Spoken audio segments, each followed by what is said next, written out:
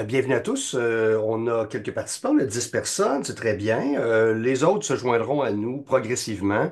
Là, je vais tourner la tête régulièrement, faites-vous en pas, parce que j'ai trois écrans, que vous le sachiez. Alors, je vais m'ouvrir les bonnes fenêtres aux bons endroits, puis ça va être diguidou. On va tout mettre ça en même place.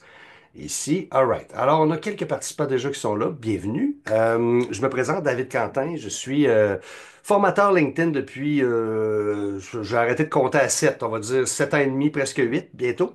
J'ai fait ça pour plusieurs entreprises, mais aussi à mon compte dans les 4 dernières années et demie. J'ai travaillé pour V3 Digital, qui est une entreprise de Montréal, devenue V3 Stent. C'est comme ça que j'ai commencé, en quelque sorte, à faire ce travail-là. Et grâce à cette entreprise-là, en un an et demi, j'ai formé pas mal de monde.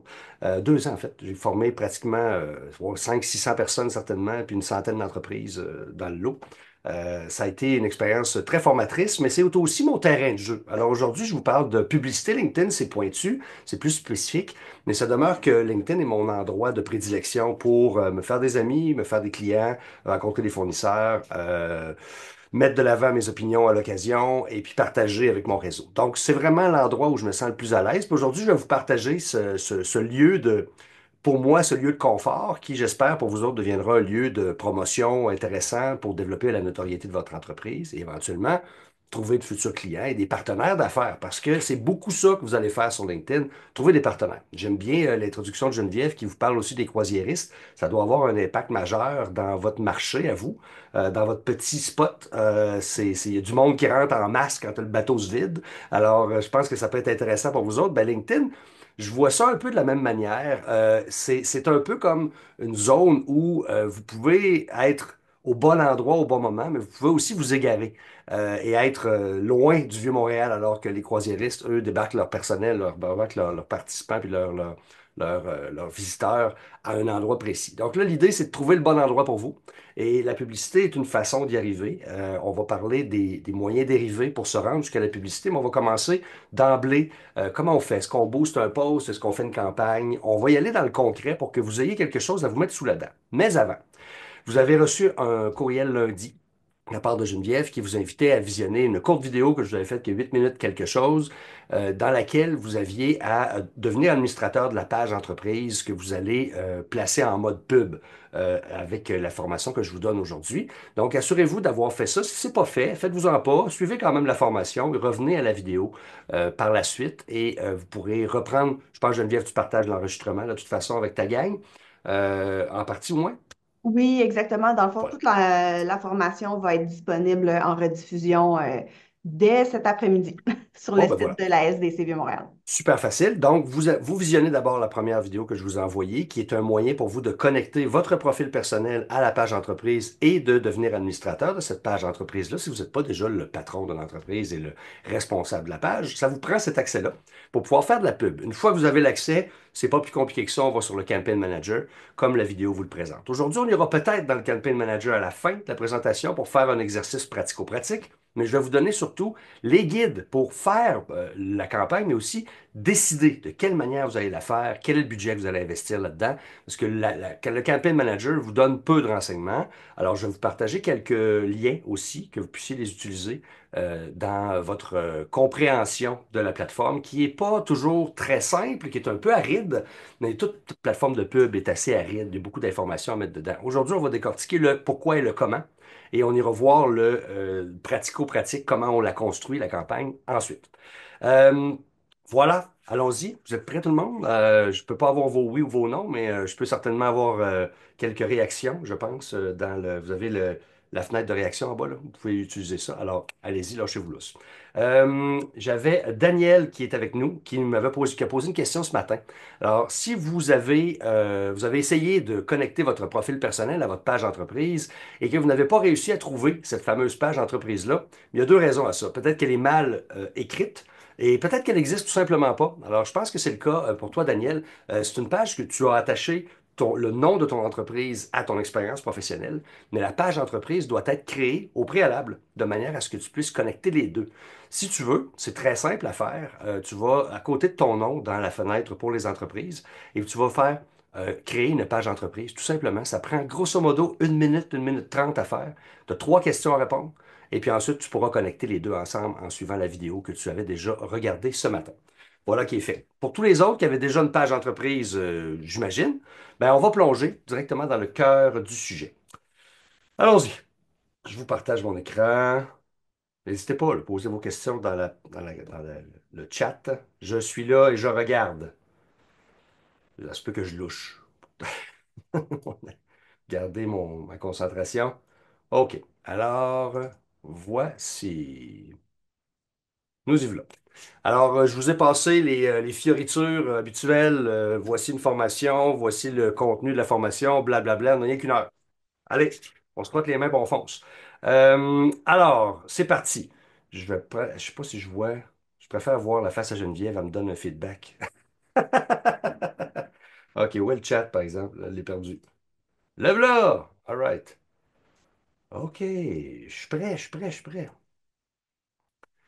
Webinaire a ses petites particularités, hein, c'est comme ça que ça marche. OK, j'ai l'habitude quand même. Allez, faut que j'ai l'air d'un pro. C'est parti.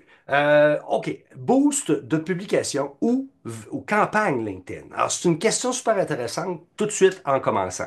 Parce que vous avez probablement créé du contenu déjà sur votre page entreprise. Puis dès que vous arrivez sur la page entreprise en tant qu'administrateur, vous allez voir différentes publications qui ont déjà été faites dans le passé. Puis tout de suite en haut de ces publications-là, vous avez un gros bouton boost. Ils n'ont pas été subtils du tout. Ils vous ont fait ça simple, simple, simple. Vous appuyez sur Boost, puis vous déterminez de quelle manière vous voulez booster cette publication-là. Ce que ça fait, ça permet de faire apparaître à l'intérieur du fil d'actualité d'un paquet de gens qui normalement n'auraient pas vu votre contenu, ben, cette publication-là que vous avez déjà faite. Elle peut être passée il y a plusieurs mois, ça a plus ou moins d'importance. Toute publication peut être faite, peut être boostée de cette manière-là. Est-ce que ça a des avantages? Ben, ça en a plusieurs. Allons-y, allons voir.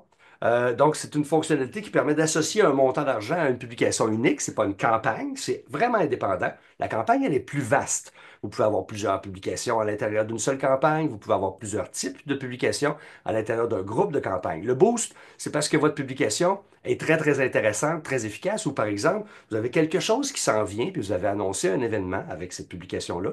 Vous voulez le booster pour avoir une meilleure portée organique, dans ce cas-là, une portée publicitaire à l'intérieur de LinkedIn, mais vous pouvez booster cette publication-là uniquement hors campagne. Ça vous évite tous les fluffs-là que la campagne vous oblige à remplir avant de le faire. Vous faites boost, vous mettez un montant d'argent, vous faites enter, c'est parti.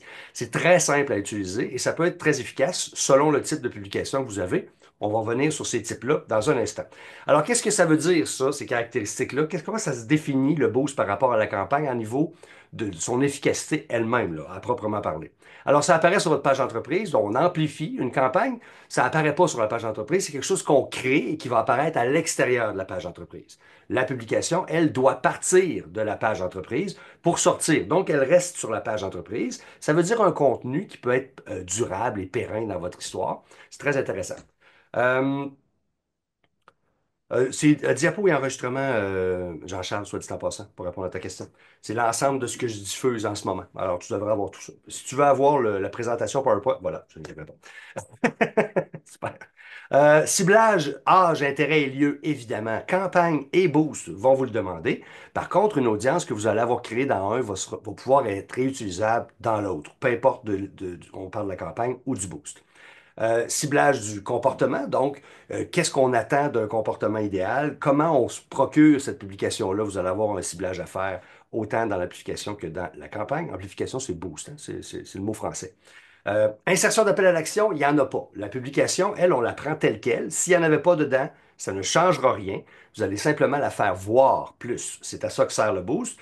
Dans le cas d'une campagne, vous pouvez choisir un appel à l'action, un bouton qui apparaît en dessous de la publication qui vous permet d'amener les gens sur votre site web, de remplir un formulaire, d'aller sur une page d'accueil, d'acheter quelque chose, de se réserver un billet. Peu importe la solution que vous allez avoir choisie, votre appel à l'action va fonctionner sur une campagne, mais pas dans le boost.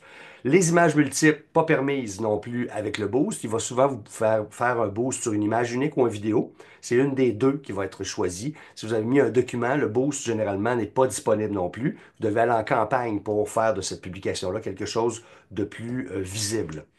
Les options d'enchères optimisées, alors oui, toujours, ça c'est sur la campagne. Vous avez toujours le choix de dire, ben, je vais mettre un budget, puis je vais créer 4 types de campagnes à l'intérieur de mon groupe. C'est à LinkedIn à ce moment-là d'optimiser le budget, de le dépenser au bon endroit sur ce qui marche le mieux et d'enlever des budgets sur ce qui marche le moins et vous donner un rapport à la fin. Ça ne fonctionne pas avec le boost parce qu'encore une fois, on ne parle que d'une seule publication, Pas de diversité dans ça, c'est unilatéral. Un produit, un budget, une publication, puis une portée. Point à la ligne.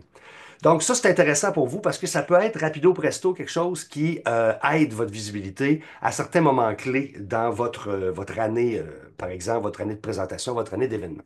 Il existe différents types de campagnes adaptées à chaque étape du tunnel de conversion, fameux tunnel de conversion que l'on connaît tous un peu d'après nos activités professionnelles. Dans ce cas-là, LinkedIn comprend quelque chose du genre, donc notoriété, considération, conversion et fidélisation. C'est quelque chose qu'on fait dans notre entreprise et qu'on fait tout naturellement, sans y penser même. Dans le cas de LinkedIn, ben, voyez ça comme une copie, un copier-coller de ce que vous faites dans votre entreprise avec une autre cible. Donc, pas nécessairement exactement la même et un objectif qui peut changer par rapport à l'entreprise elle-même. Ce qu'on veut, c'est attirer l'attention sur votre entreprise. C'est la première étape. C'est ça la notoriété. Et on va se démarquer, capter l'attention, à devenir différent de nos compétiteurs. S'il y en a, se démarquer de quelqu'un d'autre qui est peut-être plus important dans le marché, peut-être pas un compétiteur, mais peut-être une référence. Prenons le système financier, c'est Desjardins leur référence. Alors souvent, ils vont regarder ce que Desjardins fait, ils vont faire quelque chose de similaire, tenter de se démarquer en ayant pris le modèle que Desjardins a utilisé, puis en se démarquant sur un ou deux aspects. C'est une très bonne façon de commencer les choses. Si vous savez déjà comment vous démarquer, vous n'avez pas besoin de vous comparer. La notoriété peut être là pour longtemps. Ce qu'on veut, c'est maintenir cette présence-là à long terme. La publicité peut vous aider à faire ça en mettant un peu d'emphase sur certains éléments de votre entreprise. Considération, c'est capturer hein, des prospects, attirer l'attention de certaines personnes cibles qu'on souhaite avoir dans notre entreprise. Conversion, vous connaissez le terme, donc on prend ces prospects-là, on les transforme en clients, en rencontres potentielles, on fait en sorte que ces utilisateurs LinkedIn-là nous voient souvent, passent sur notre profil, cliquent sur notre site web, fréquentent notre site web et éventuellement achètent quelque chose ou viennent nous rendre visite en magasin dans le cas de ceux qui ont des boutiques physiques. Vous voyez que mes tableaux sont lourds, alors vous allez les recevoir. Je passe quelques éléments dans chacun parce que sinon on n'est pas sorti d'ici. Donc je vais vous passer ça rapido presto, mais ça demeure pertinent. Fidélisation, c'est la dernière étape. Ce qu'on veut, c'est maintenir un client qui est déjà client chez nous. Parce qu'il y a des gens qui sur LinkedIn vous fréquentent simplement parce qu'ils ont déjà fait affaire avec vous puis qui vous aiment bien. Alors il faut surtout pas les oublier, ceux-là, parce que c'est souvent nos meilleurs ambassadeurs. Gênez-vous pas dans les publicités, ciblez aussi les gens qui sont déjà vos clients, qui sont déjà vos abonnés et qui suivent déjà votre page. Ça vaut la peine. Il y a des moyens de faire ça, puis je vais vous partager de nombreux liens. Lorsque je vais envoyer ça à Geneviève tantôt, là, je vais vous envoyer des liens avec l'information que LinkedIn partage lui-même sur son site web pour vous aider à créer votre publicité. Ça va vous aider pas mal, je pense bien. OK, pensez à quelque chose. L'acquisition de clients, c'est une chose. Puis là, vous voyez, les chiffres peuvent être un peu inquiétants, là, 0,2% d'efficacité de taux de conversion. On est quand même dans un univers numérique où vous n'êtes pas les seuls à travailler. Donc, il y a beaucoup, beaucoup, beaucoup de monde qui font de la publicité sur LinkedIn et vous n'êtes pas les plus gros joueurs. Je tiens à vous le dire tout de suite. Il y a EY là-dedans, il y a CGI, il y a Desjardins, il y a Molson. Juste ces noms-là suffisent à remplir un bon budget, un bon budget gouvernemental rapidement. Ces gens-là ont des budgets indécents, on va se le dire, mais vous avez quand même votre place. Il faut la faire, elle prend un peu plus de temps à s'établir, mais vous avez tout à fait votre place là-dedans. Rappelez-vous que acquisition de clients ou acquisition uniquement de nouveaux abonnés, c'est bien peu de choses. Ce que vous voulez faire, c'est développer votre réputation, développer votre notoriété, tout en tentant votre chance d'acquérir certains nouveaux clients, certains nouveaux utilisateurs, certains nouveaux abonnés. C'est une combinaison des deux qui va vous amener à long terme à avoir les meilleurs résultats. Si vous faites juste du lead magnet puis des machins comme ça là, qui sont très à la mode de nos jours, vous n'allez pas avoir l'efficacité que vous souhaitez, surtout sur LinkedIn. Ça marche ailleurs. Instagram fonctionne bien avec ça, TikTok fonctionne bien avec ça. Mais LinkedIn est une plateforme qui demande plus d'entretien et plus de temps. Si vous prenez le temps de le faire, à la fois par des publications qui sont payées en publicité et des publications organiques, vous allez maintenir votre notoriété et éventuellement acquérir plus de gens. Gardez ça en tête, c'est très important. C'est quand même un gros chiffre. Hein. On tombe de 0,2 à 1,2% de conversion. C'est une bonne marge entre les deux. 6 fois plus. OK. Une réflexion en tunnel se retrouve dès le premier clic lors de la création d'un nouveau groupe de campagne. Réfléchissez à quelque chose qui est une continuité. Vous allez faire des vidéos, vous allez mettre des lignes magnets, attirer un peu de nouvelles clientèles. Vous allez créer des documents à partager avec votre réseau. Les gens pourront cliquer, le télécharger. Je l'ai encore fait hier, super utile. Ça permet aussi une utilisation de ce document-là chez moi. Une fois que je l'ai, ben, je me rappelle de vous parce que je l'ai téléchargé de vous. Alors, ça prend une combinaison d'outils. C'est pour ça que LinkedIn ne vous offre pas seulement de la publicité straight dans le fil de l'actualité ou en marge ou simplement des messages privés. Vous pouvez avoir une combinaison de tout ça, y compris les boosts qui en font partie, dont on a parlé en tout début. Comment choisir? Ça vous prend un point de départ. Votre point de départ, c'est, ben, votre marque est-elle connue déjà? Si ce n'est pas le cas, c'est par là qu'il faut commencer. Ensuite, quelle est la longueur de votre cycle d'achat? Est-ce que c'est quelque chose que vous devez entretenir sur le long terme? Je pense juste à Daniel qui est dans une galerie d'art, par exemple. L'art, c'est quelque chose qui s'entretient à long terme. Il faut qu'on soit là, qu'on en parle, qu'on présente, jusqu'à ce qu'à un moment donné, oh, une œuvre nous flash, nous tombe dans l'œil et nous donne le goût d'aller visiter la galerie à Daniel. Et c'est à partir de ce moment-là qu'on a un nouveau client. Parce qu'une fois qu'on s'est présenté dans la galerie d'art, on a vraiment fait des efforts surhumains, là. On est dans un monde où on ne se déplace plus. Alors, on a pris l'auto, on s'est rendu à Montréal, on a stationné la voiture, ou on a pris un moyen de transport autre, mais on s'est rendu jusque-là, ça a pris un certain nombre de temps. Et on est rentré dans la boutique, on a dit bonjour à Daniel, puis là, on a vu la toile qu'on a vue sur LinkedIn, et ensuite, les autres nous sont ouvertes. Il y a un potentiel de vente qui est énorme. Il faut penser à votre cycle. Est-ce que votre cycle est lent, rapide? Est-ce que c'est quelque chose que vous voulez éphémère ou vous voulez le maintenir à long terme? Votre site collecte-t-il, grâce à un pixel, des données? Ça, c'est intéressant. Si vous avez un site web moderne avec le pixel Facebook, par exemple, le pixel Google, alors c'est intéressant à ajouter dans votre campagne et à connecter tout ça de manière à ce qu'on sache, est-ce qu'ils sont passés chez vous ensuite, les gens qui ont vu la publicité? Ça, c'est le fun. Est-ce que vous avez des moyens de vérifier ce qu'on appelle des bons vieux KPIs en bon français, pour que vous avez déjà l'habitude de regarder? Si ce n'est pas le cas, je vous en suggérerai quelques-uns à la fin. S'adapter dans le temps parce que vos campagnes ne dureront pas toujours très longtemps et parfois vous allez avoir besoin de changer de modèle, changer de type de campagne. L'exemple le plus facile à prendre, c'est que vous allez avoir, mettons, un ou deux événements dans votre année, un webinaire comme ce que Geneviève va organiser pour vous aujourd'hui. Cet événement-là a demandé une préparation, a demandé peut-être une campagne de pub aussi. Bon, là, elle a un membership, elle, on va dire, inonder d'informations sur le sujet pour vous amener à venir à cette rencontre d'aujourd'hui. Dans le cas où vous êtes vraiment à la recherche de nouvelles personnes pour remplir cette salle-là, vous pouvez avoir un événement dans 6 mois.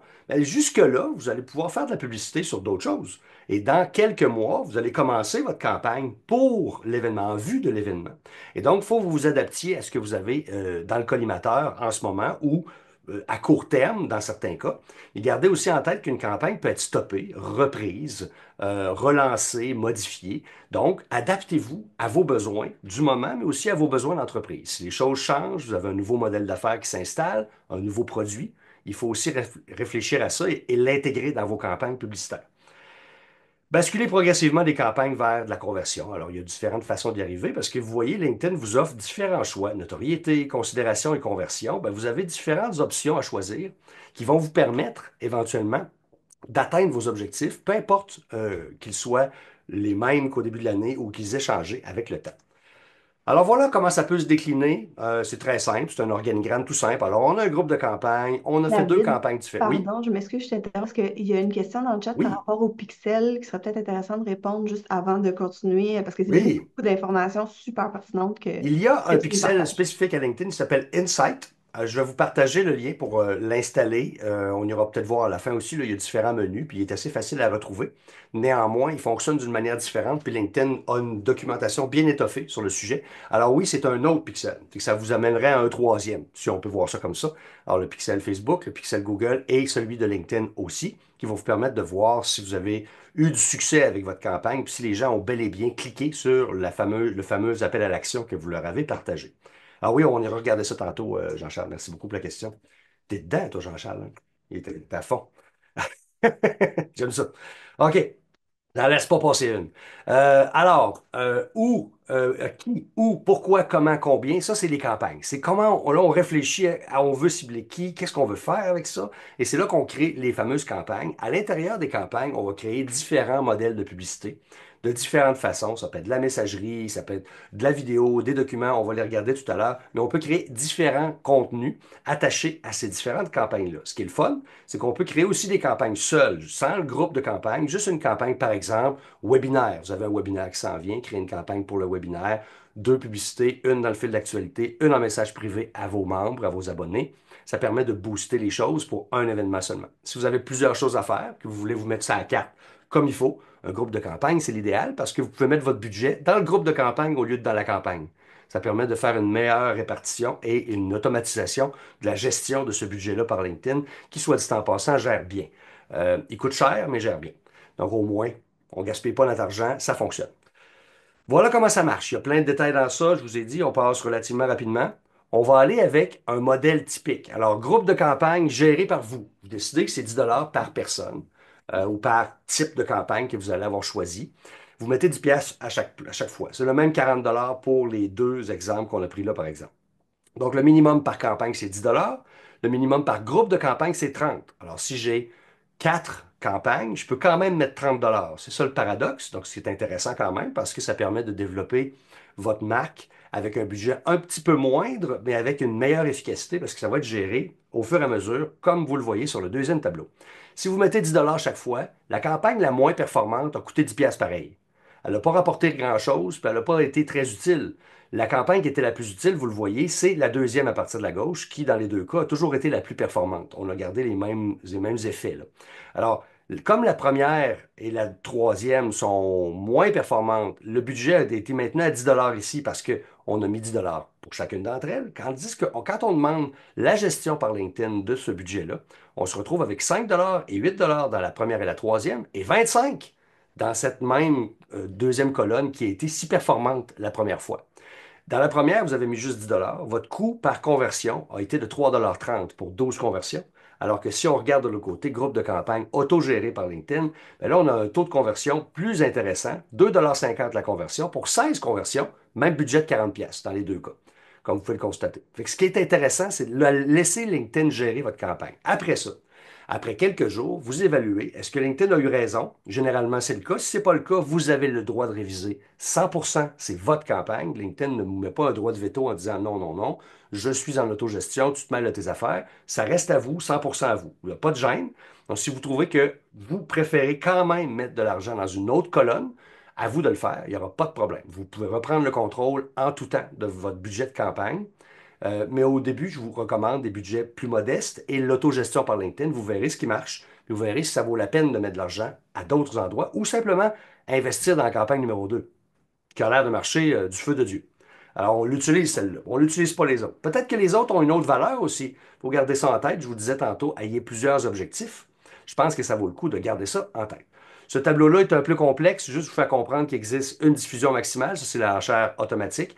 Dès que quelque chose fonctionne bien, que les clics sont rapides, qu'il y a une apparition dans le fil d'actualité qui est importante, il va augmenter le budget à cet endroit-là. S'il y a une baisse d'efficacité, il va réduire le budget automatiquement. Enchère manuelle, ça a ses avantages. Si vous savez très bien ce que vous faites, c'est ça que vous devez choisir. Parce que vous savez exactement ce qui marche pas. Ceux qui n'ont jamais fait de pub, je vous déconseille fortement de le faire parce que vous allez dépenser beaucoup de sous, puis vous allez être déçu parce que la plateforme, elle ne s'adaptera pas à ce qui se passe. Elle va tout simplement prendre le budget que vous lui avez donné, puis elle va l'adapter, elle va l'inscrire dans ses dépenses et ça va s'arrêter là. Et si ça ne fonctionne pas, ça sera bien juste de votre faute. Alors qu'avec l'enchère automatique, elle va gérer. Et s'il y a quelque chose que vous avez fait qui ne marche pas bien, ça ne sera pas de votre faute parce que le budget va être réduit puis il va avoir été placé au bon endroit. C'est intéressant, je vous encourage. Même avec des budgets élevés, commencez modestement, mais quand vous augmenterez, vous pourrez y aller avec cette enchère-là automatique. Puis le plafond de coût, ben, c'est toujours la même chose. Pour les entreprises comme EY, par exemple, ils vont fixer un plafond de coût de 15 000 par mois, par exemple. Puis là, quand on atteint ça, on arrête de faire de la pub. Puis vraiment, quand je dis 15 000, je vous le jure, c'est possible sur LinkedIn. C'est le même coût que Google. C'est extrêmement élevé si on le désire. Une audience froide versus une audience chaude, vous connaissez la différence. Dans votre entreprise, vous vivez ça, hein? Alors, tu es professionnel. Dans ce cas-là, une cible froide, c'est des emplois dans le marketing, décisionnaire d'une PME, interaction avec des pages et des annonces. Ça, c'est tiède. Ils ont déjà fait quelque chose avec vous. Dans les interactions avec la page, par exemple, de La Fusée, qui est mon partenaire de diffusion de mes formations, interaction avec les annonces, etc. Puis après ça, on a intérêt avancé pour mes services. Quelqu'un a cliqué, quelqu'un a embarqué dans le trafic, il a acheté une formation, il est passé par le site web. Bien, ça, c'est vraiment une cible chaude. C'est ça qu'on va avoir. LinkedIn va vous demander de traiter aussi de quel type de cible vous voulez parler dans votre publication, dans votre publicité. LinkedIn offre de nombreuses possibilités de ciblage pour vos offres froides. Alors, on a société de données démographiques, niveau d'enseignement, la scolarité, l'expérience professionnelle, les intérêts et les caractéristiques de chacun, donc des mots-clés qui vont apparaître à l'intérieur du profil. Quelque chose qui peut être intéressant pour vous autres, ça, parce que vous savez qu'est-ce que votre public cible aime, consulte, consomme et emploie. À ce moment-là, sur la page personnelle de ces gens-là, vous allez retrouver certains mots-clés. Puis si vous les connaissez d'avance, ça peut être très intéressant pour vous d'aller dans cette direction-là, intérêt et caractéristiques.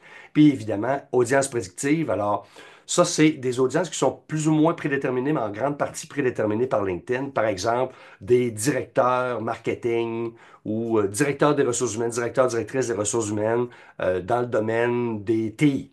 Là, il va y avoir une série de caractéristiques qui vont regrouper tout ça, expérience professionnelle, caractéristiques, intérêts, données démographiques et patati et patata.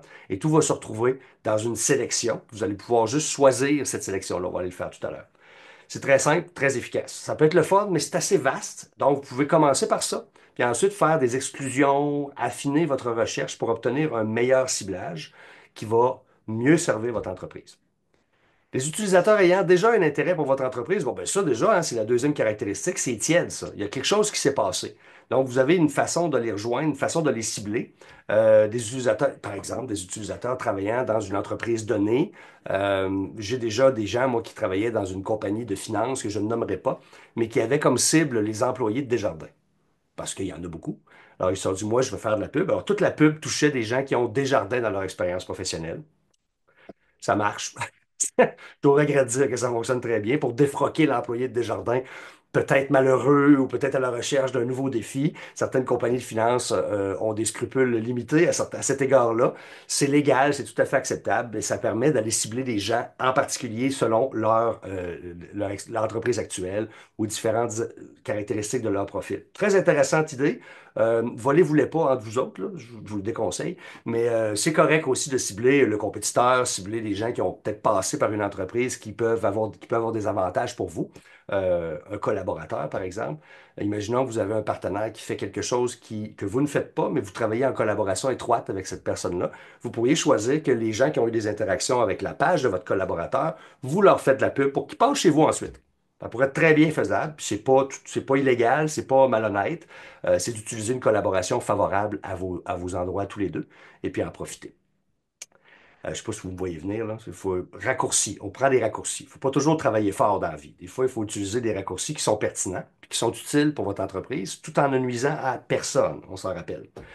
Ensuite, un retargeting. Bon, ben ça, le retargeting, vous le faites peut-être déjà dans vos entreprises. C'est ce qu'on appelle du reciblage, hein. On réutilise les gens qui sont passés sur le site web, qui ont rempli un formulaire, qui sont passés sur la page d'accueil, qui ont cliqué sur une pub d'une autre plateforme, et on les réintègre à l'intérieur de LinkedIn. Vous avez le moyen de rentrer des CSV, des fichiers CSV, qui sont des fichiers de données. Il y a d'autres moyens, vous pouvez brancher un CRM là-dessus. Il y a plein de choses que vous pouvez faire. On ne rentrera pas dans ces détails-là, c'est très technique, mais LinkedIn a une belle documentation sur le sujet. Utilisez ça, c'est très pertinent. Si vous ne le faites pas déjà pour votre entreprise, et je ne parle pas que pour LinkedIn, reciblez toujours. Quelqu'un qui clique puis qui met son courriel là, il est pas mal moins fret qu'il pourrait le prétendre. Il est plus intéressé qu'il le prétend même lui-même dans certains cas. Profitez-en, utilisez cette information-là. Et ensuite, un bon retargeting LinkedIn. Donc, quelqu'un a déjà passé sur une publication, a fait un like, choup, on y envoie quelque chose dans son fil d'actualité ou un message privé pour le remercier, pour l'inviter, pour lui proposer un webinaire. C'est des outils de publicité que vous pouvez employer sur LinkedIn. Bon, c'est utile de réinventer la roue, c'est pas utile en fait. La bibliothèque publicitaire est pleine, pleine, pleine de belles affaires sur LinkedIn. C'est pas toujours très mignon et très élégant, mais c'est très simple et vous pouvez commencer par ça. Si vous savez pas comment faire de la pub encore, que vous avez jamais fait ça, que vous dites, ah là, si je mets quoi comme mot, qu'est-ce que j'utilise? Ben, LinkedIn va vous donner de nombreux trucs. Va vous simplifier la vie de manière à ce que vous puissiez commencer dès aujourd'hui à faire de la publicité sans avoir besoin d'être un expert en graphisme ou un génial publicitaire là, qui fait ça depuis des années. LinkedIn va vous proposer des modèles que vous pouvez remplir avec vos mots, va vous proposer différentes avenues de publication. Il va vous faire des suggestions super pertinentes sur le choix de vidéos que vous auriez le goût d'embarquer. Il n'y aura pas de problème. Ça va être assez facile à faire. L'idée, c'est de commencer. C'est sûr que ça peut être intimidant au début. La plateforme est un peu aride, elle est moins sexy. Quand on arrive à bon, c'est quoi le contenu que je publie? Bon, là, on peut s'arracher les cheveux de sa tête. Si j'en avais, je le ferais. Ça devient difficile. Maintenant, elle va vous proposer des options. Et elle va vous faire des suggestions visuelles en plus. Donc, on a quoi comme type de campagne? Qu'est-ce qu'on peut faire? Il y a des formats classiques qu'on connaît, hein, des classiques classiques. L'image simple. Alors, c'est une image, un bout de texte, Il va vous faire des suggestions, puis vous voyez un appel à l'action en dessous là, de cette première à gauche ici. Quand je vous parlais du boost, qu'il n'y a pas d'appel à l'action, la différence, elle est là. C'est qu'il y en a un, là. Il y a une espèce de barre en bas. On va voir, ça va être écrit sponsorisé ou promoted directement sur LinkedIn. Ce sera clair que ce sera une publicité et elle apparaîtra à l'intérieur du fil d'actualité, par exemple.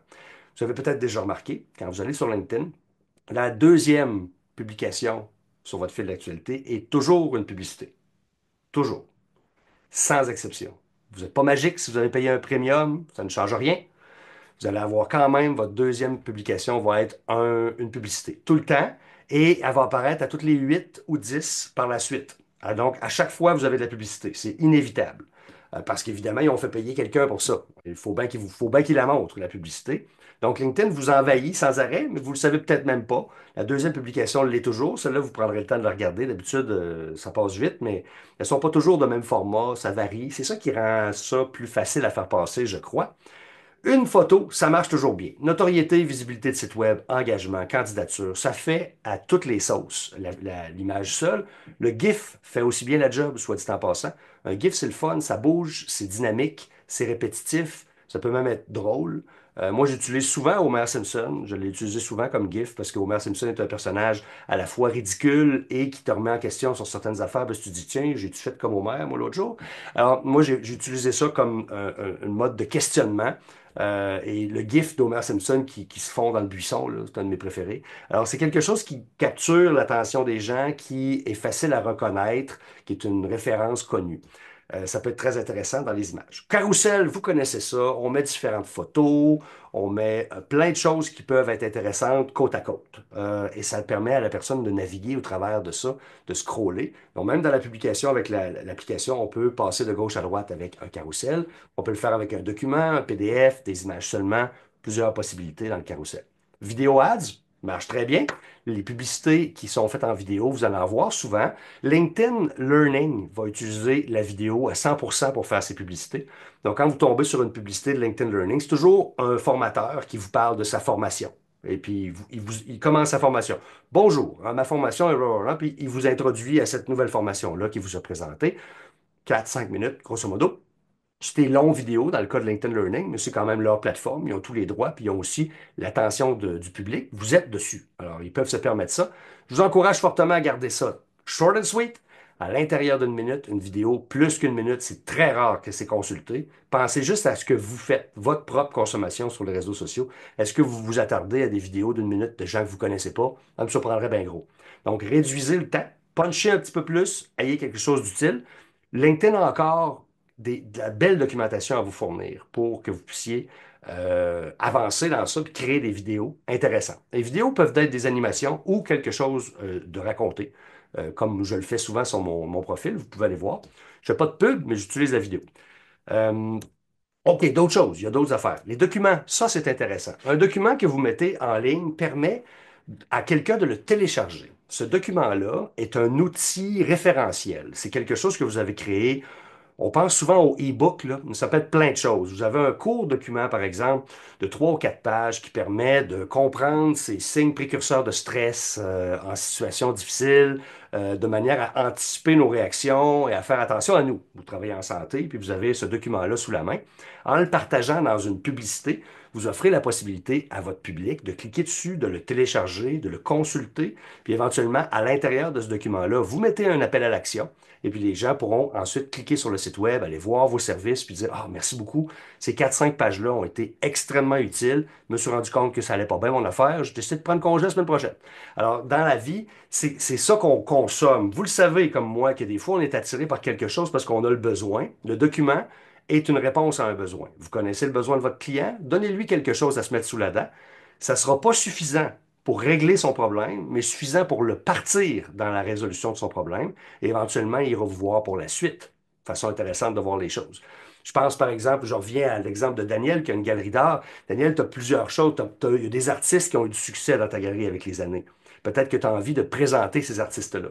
3, 4, 5 pages différentes où tu présentes un artiste à chaque fois, des gens qui sont passés à ta galerie, puis qui désormais sont internationaux ou ont eu un autre genre de carrière ou ont développé une business fantastique, peu importe. Tu trouves quelque chose d'intéressant, tu amènes les gens vers toi en leur donnant quelque chose.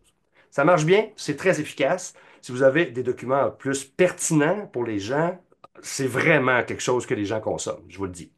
Ensuite, Thought Leader Ads. Ça, c'est quand le boss s'en mêle, finalement, ou quand les gens, les membres de l'équipe décident de devenir les ambassadeurs de l'entreprise. Alors, on a parlé du boost tantôt. Le boost peut se faire de cette manière-là, si la publication a été faite sur la page d'entreprise par le leader.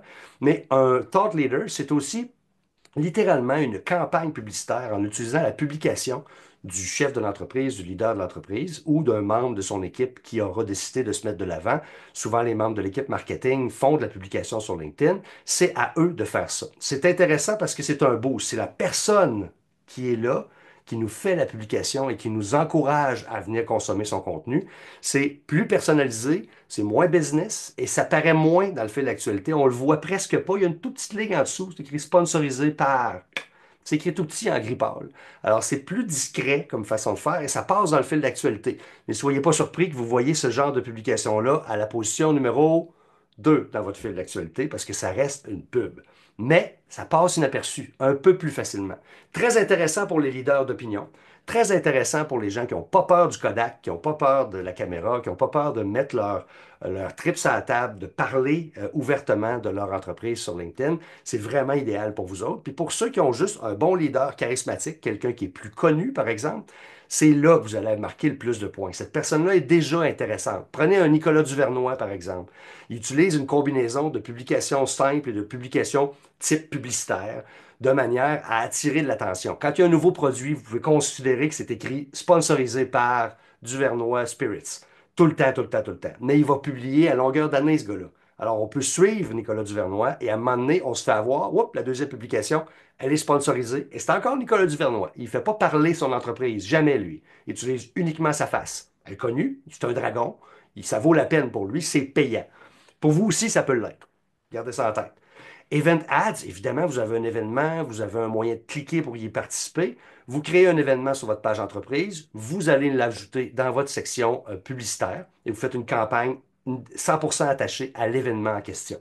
Super intéressant outil si vous avez un événement en ligne et si vous avez un événement physique aussi. Alors, on pourrait penser que c'est juste bon pour les événements en ligne. Absolument pas. Ça marche très bien pour les événements physiques. Pensez par exemple à un événement où vous regroupez vos clients. Vous avez des clients des 10 dernières années, vous avez peut-être 2000, 2500 noms, ils ne sont pas tous sur LinkedIn, mais sur LinkedIn, il y en a beaucoup. Vous allez les cibler parce qu'ils sont abonnés à votre page, parce que vous avez leur adresse courriel, parce que vous avez différentes informations démographiques sur eux autres. Profitez-en, utilisez l'outil de création d'événements et attachez ça à une campagne publicitaire. Ça fonctionne vraiment très bien. Un exemple de ça, pendant des années, j'ai organisé, moi, des LinkedIn locales Québec. Vous connaissez peut-être l'appellation. Ça existe à Montréal aussi, à Laval, puis sur la Rive-Sud. Ces événements-là sont, moi j'étais bénévole, je faisais ça pour le plaisir de la chose. Je créais mon événement et j'intéressais les gens à l'événement par de la publication. Puis c'est mes publications qui amenaient mes gens. Moi, j'ai rempli des salles de 60 personnes sans jamais dépenser un dollar parce que j'avais un bon public déjà sur LinkedIn. Mais si vous avez un événement, vous avez plus de monde dans la salle à remplir, un budget publicitaire peut vraiment faire le travail. Ça va vous aider beaucoup. Ça marche très bien. On a d'autres choses. On a toujours le texte qui marche bien.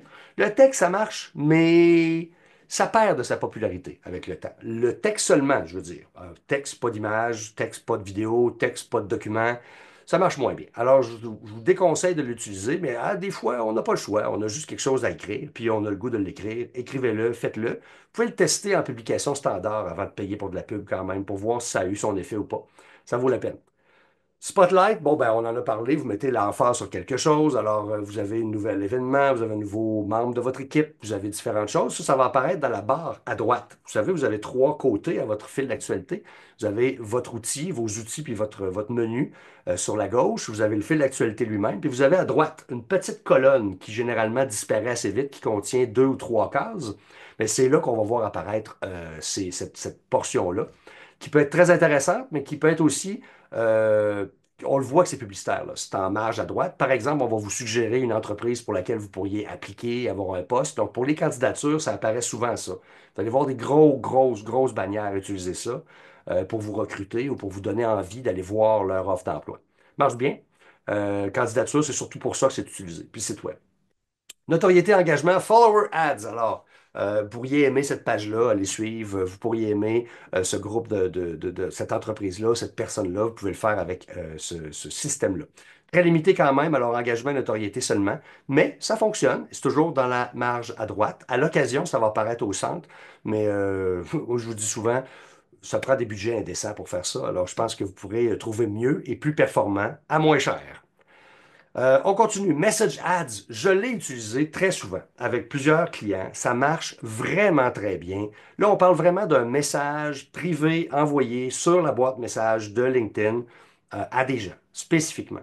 C'est utilisé comme un outil tierce qui il va réutiliser le prénom, s'assurer de placer différentes cases que vous allez avoir placées à l'intérieur du message pour bien identifier. Alors, je sais que tu travailles pour encadrer nom de l'entreprise, du client, et LinkedIn va s'adapter d'une personne à l'autre comme ça. Et c'est un outil qui est sans problème de spam parce que c'est LinkedIn qui le gère. Donc, si vous vendez ça, c'est parce que s'ils ont le droit de le faire. Donc, il n'y a pas de problème de légitimité. Les gens peuvent trouver ça pas intéressant, évidemment, mais toute pub peut ne pas être intéressante, mais ça marche. Ça vous permet de cibler votre public à vous, mais hors du public aussi. Ça vous permet aussi d'envoyer des messages à une liste de gens, des courriels que vous avez déjà, d'anciens clients, des clients actuels, des partenaires futurs, des partenaires passés. C'est vraiment très polyvalent. Vous pouvez faire campagne, visite de site web, génération de prospects, conversion pour le site web. Donc, clique ici, va voir ma page.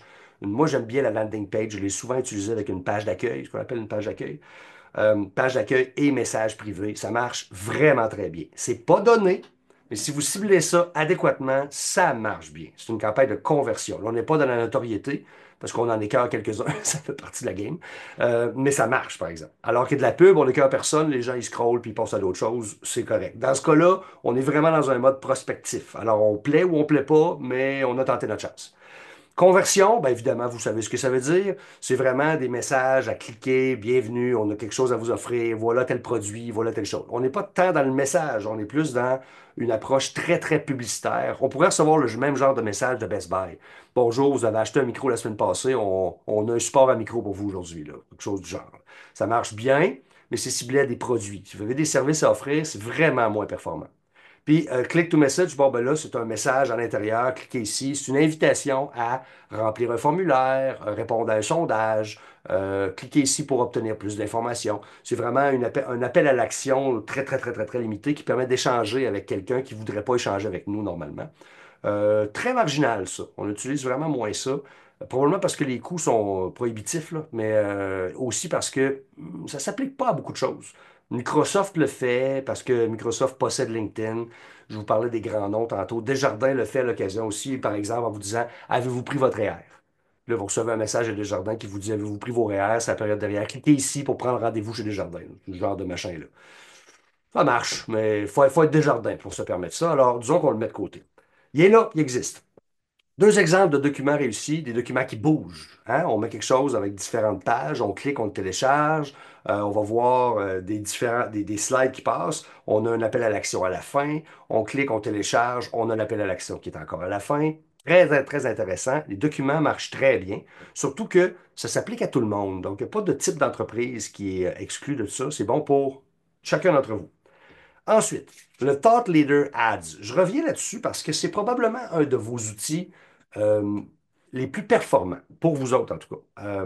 Vous n'êtes pas des entreprises nécessairement de taille gigantesque, donc le leader a encore une place. Il y a encore un nom, il y a encore une face, puis il y a encore une présence sur LinkedIn. Quand on est M. Cormier, là, on n'a pas besoin d'être sur LinkedIn. Là. C'est absolument pas nécessaire, là. Même s'il y a les moyens et beaucoup de temps. Il ne fera pas de publicité avec sa face dedans. Ça ne marche pas comme ça. Desjardins fait vraiment le travail sans lui. Alors que vous, vous êtes le porteur de votre entreprise. Dans beaucoup d'entre vous, vous êtes peut-être même une toute petite équipe. Puis vous êtes très, très impliqué dans votre entreprise. Et c'est vous autres qu'on veut entendre. Et c'est pour ça que ça marche si bien, ces publications-là et ces publicités-là. Vous pouvez mettre un appel à l'action. C'est vous qui parlez. C'est vous qui êtes l'ambassadeur de votre propre publicité et ça vaut vraiment la peine. Donc, il y a plusieurs éléments à l'intérieur de ça. Je les passe rapido. Ça obtient un retour sur l'investissement très élevé, puis un taux d'engagement une fois et demi, 1,7 fois supérieur à une simple image, quand c'est vous qui la partagez plutôt que votre entreprise. C'est quand même un chiffre pas négligeable. Ça permet de faire croître votre communauté autour des employés reconnus. Alors, vous ou quelqu'un d'autre dans l'entreprise qui serait connu. Quand je travaillais pour V3, j'avais un meilleur reach que mon boss. Alors, j'utilisais ma portée organique naturelle. On faisait de la publicité sur mon profil pour attirer des gens dans l'entreprise de mon patron. Utilisez le mode créateur pour le faire. Faites une promotion efficace dans une publication récente. Donc, utilisez une publication qui est d'actualité, là, pas quelque chose qui date de 2 3 ans. Et ça va marcher mieux. Créer un contenu de qualité, c'est toujours vrai, là. Je vous le mets là, mais ça pourrait être dans chacune des slides que je vous ai présentées depuis le début. Une publication boboche mal faite avec des couleurs LED, jamais ça va marcher, là. Il faut toujours se rappeler que ça demeure de la pub. 5 000 fois par jour, vos yeux sont exposés de la publicité, de la promotion, puis toutes sortes d'autres. J'utiliserai le terme cochonnerie, là. Alors, vous voyez plein de choses, des panneaux publicitaires, des annonces, vous ouvrez Google, puis vous passe 3 4 barres d'annonces partout. Vous êtes envahi de ça. Si c'est laid, vous ne regarderez pas. Soyez honnête avec vous-même. Si c'est pas beau, vous ne regarderez pas. Alors, créez du contenu de qualité, c'est toujours bon. Analysez vos données après ça. Allez voir si ça a marché ou pas. Puis si une publication fonctionne mieux avec la tête du boss qu'avec la page entreprise, déduisez-en ce que vous voulez, mais à mon avis, il faut arrêter de publier avec la page entreprise, il faut publier avec la tête du boss. Fait que ça vaut la peine, ça. C'est très intéressant. Je l'utilise régulièrement avec des leaders qui ont déjà une présence, mais aussi des leaders qui ne sont pas mal à l'aise de s'exprimer. Des exemples, voilà, il y en a plusieurs. Là, on a pris des exemples anglophones pour pas que personne se sente vraiment particulièrement impliqué, là. Mais dans les exemples francophones, j'ai parlé de Nicolas Duvernois tantôt, c'en est un bon exemple. Serge Beauchemin, c'en est un autre. Madame Henkel, qui en est un autre aussi, qui utilise la publicité et la publication, donc du standard puis du payé. C'est pas parce qu'ils ont des gros budgets, là. Ils n'ont pas besoin de payer cher. C'est des non connus, c'est des personnes connues. Ça peut être très intéressant pour vous si vous êtes minimalement connu dans votre réseau ou auprès de votre clientèle. Optimisez votre contenu de vos annonces. Alors, on choisit le nombre d'annonces. C'est important, ça. Ça a une valeur dans la reconnaissance de votre publicité, dans la valeur financière aussi que vous allez investir. Donc, entre 2 à 4 variantes de la même annonce, idéalement, pour qu'il y ait une espèce de rotation. Quand je dis variante, c'est que si vous faites une publicité, par exemple, pour un événement, ben, ayez 3 ou 4 différentes façons d'inviter les gens à votre événement. C'est le même événement, c'est la même publicité, mais vous avez 3 visuels différents pour accompagner ça, par exemple. Donc, c'est ça qu'on veut dire par là. Faites des tests, optimisez ce qui ne marche pas, on flush. Soyez pas gênés, là. Dans la publicité, on n'y est pas longtemps. Quand ça marche, ça marche. Quand ça marche pas, ça marche pas. Donc, texte, on inclut une accroche, des emojis. Bon, l'accroche, si vous voulez voir une formule classique, là, puis regardez mon contenu, ça fait des années que j'écris comme ça. Alors, une accroche, des emojis, un appel à l'action. Appel à l'action moins, parce que j'ai moins besoin de ça dans mon contenu. Mais un sentiment d'urgence, ça, c'est intéressant. Mais pensez à une bonne accroche, quelque chose qui punch, là, qui graphing, si vous le souhaitez, ou qui saisit, ou qui intéresse, ou qui fait rire. Commencez par quelque chose qui a du pep. Recycler du contenu organique qui a marché, évidemment. Vous prenez du bon contenu qui a déjà eu du succès dans le passé, puis vous réutilisez ça dans vos publicités. Ça marche très bien. Quand ça a marché, ça a marché. Quand ça marche pas, ça marche pas. On se rappelle de ça en publicité. C'est simple. On paye pas pour quelque chose qui marche pas, là. Obstinez-vous pas. Ah, mais moi, je l'aime. Les gens ne l'aiment pas. Faut être capable, nous, de passer par-dessus le fait que ça marche pas. OK, visuel. Très intéressante slide, ça, je vais prendre le temps de la décortiquer. Un visuel avec des éléments importants pour capter l'attention de l'utilisateur. Correspondre au message, hein. C'est sûr que si votre titre puis votre texte, ça ne fit pas ensemble, vous allez avoir un peu de misère. Si vous attachez les deux ensemble, ça va bien aller. Refléter l'image de marque, évidemment. Si vous avez un logo, mettez-le. Si vous avez des couleurs type, mettez-les. Suivre la même charte entre les campagnes. Dans le meilleur des mondes, vous ayez une continuité entre le premier message que vous passez jusqu'au dernier. Ensuite, privilégiez les images carrées, de format carré, qui sont faciles à faire insérer dans l'appareil mobile, la tablette, l'ordinateur, partout. Le carré marche pratiquement tout le temps. Je le sais, Instagram, il aime pas le carré. Puis TikTok, il aime ça quand c'est 16 par 9 dans l'autre sens, puis qu'on a une grande face, là. OK, mais vous pouvez travailler votre contenu, créez-le pour les autres plateformes si c'est déjà le cas, puis ensuite redécoupez-le pour faire un carré sur LinkedIn. Ça va très bien faire l'affaire. Mettre en place une veille concurrentielle pour garder un œil sur les annonces utilisées par les concurrents, ça, c'est super intéressant, hein. Je vous le disais tantôt, faites de l'espionnage industriel, volez les clients aux autres. Bon, peut-être pas, mais profitez-en pour aller regarder ce que les autres font. Vous avez un compétiteur direct, il fait-tu quelque chose là-dessus, lui? Est-ce qu'il fait de la publicité, il fait de la publication standard? Bon, ben allez voir ce qu'il fait, regardez comment ça se passe. Puis s'il ne fait pas grand-chose, vous avez des avantages. Puis s'il fait quelque chose, ben vous savez quoi ne pas faire. Si vous ne faites pas la même chose que lui, démarquez-vous, puis produisez quelque chose de différent. Vous allez avoir du succès. Alors voilà, des exemples de ça. Un bon visuel, quelque chose de cohérent, quelque chose qui punch, quelque chose qui marche bien. Quand ça marche pas, ça marche pas. Quand ça marche, ça marche. Mais miser sur des formats vidéo, ça marche bien la vidéo, mais vraiment bien. Encore une fois, si on prend le leader de l'organisation qui fait une vidéo, vous allez avoir quelque chose qui marche super efficacement. Le GIF marche très bien, je vous le disais tantôt. Pas obligé de prendre Homer Simpson, mais vous pouvez choisir quelque chose de pertinent. Il y a toujours des vidéos qui deviennent viraux dans la société. Des fois, ça peut s'adapter à votre situation, à votre publicité.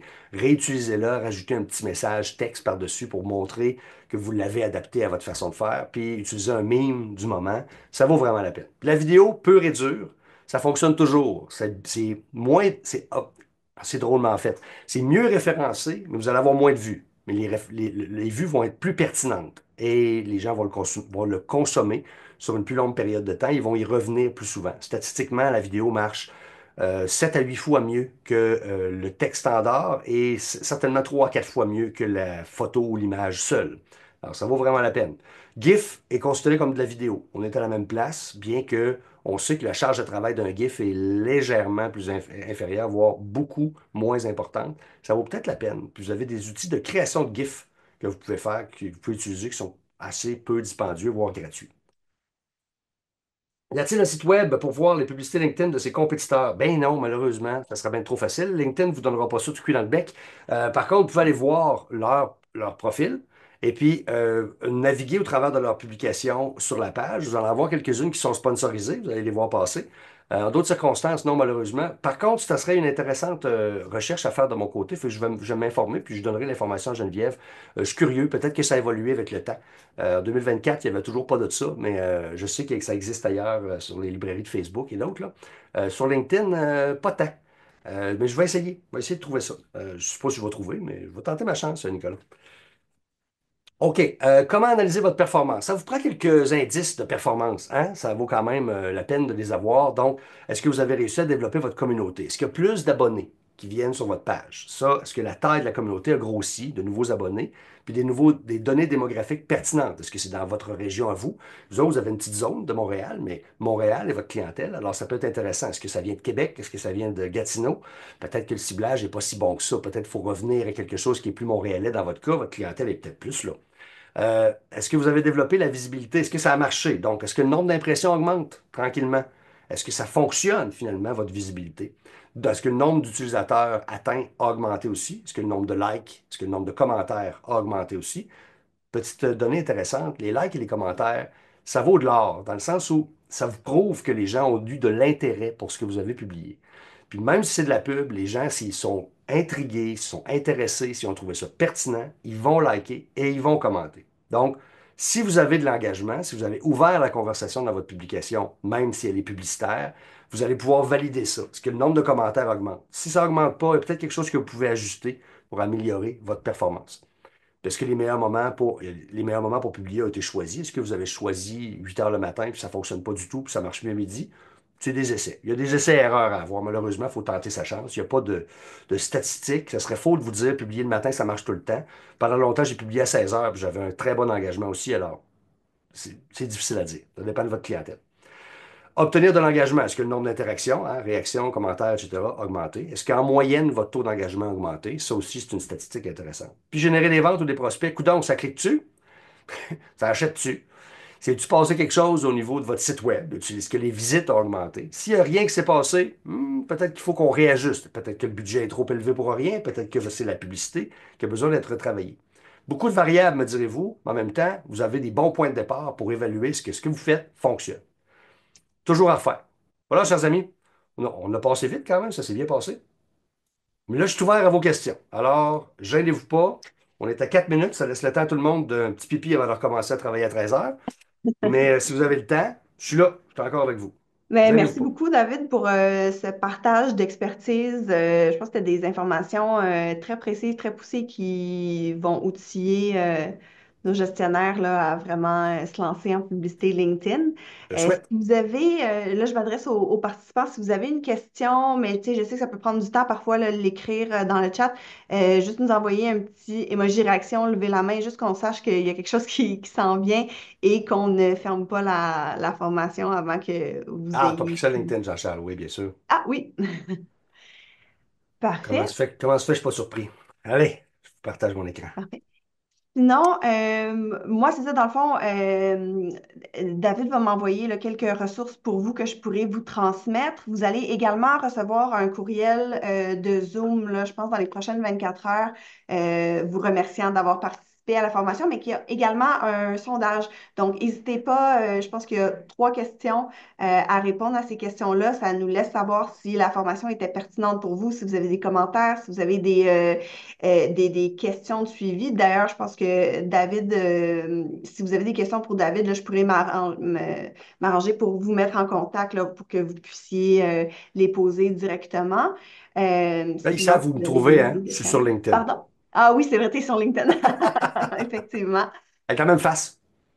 Même face. Ouais, même face, Exactement. même couleur de barbe, tout ça, la photo est d'actualité. Alors, vous ne pourrez pas vous tromper.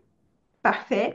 Donc, par rapport je reviens juste là à la dernière question, Ouais. Pixel LinkedIn, dans le fond, Jean-Charles, je pourrais soit faciliter une connexion avec David ou faire le lien là, par rapport à ça. Je pense que ça va faire partie là, justement des ressources que je vais vous transmettre. Sinon, ben, merci beaucoup à tous d'avoir passé votre heure du midi avec nous. Pour cette formation. On se revoit la semaine prochaine pour ceux qui s'intéressent au niveau des clientèles et la saison des croisières. Sinon, on a toute une programmation 2025 là, qui se poursuit jusqu'au mois de mai. N'hésitez pas à aller sur le site web de la SDC pour en prendre connaissance et vous inscrire là, à ce qui sera pertinent pour vous et votre entreprise.